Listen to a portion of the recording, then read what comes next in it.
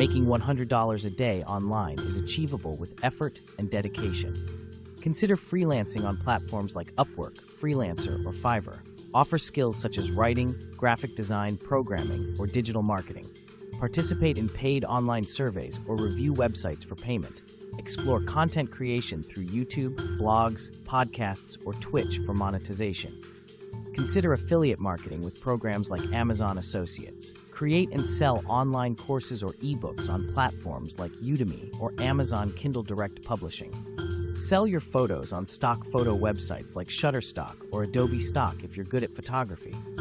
Offer virtual assistant services to businesses or entrepreneurs in need of help with administrative tasks. Explore remote job opportunities on websites like Remote OK, We Work Remotely, or Indeed. Consider offering tutoring services through platforms like Chegg Tutors or Tutor.com if you're knowledgeable in a particular subject.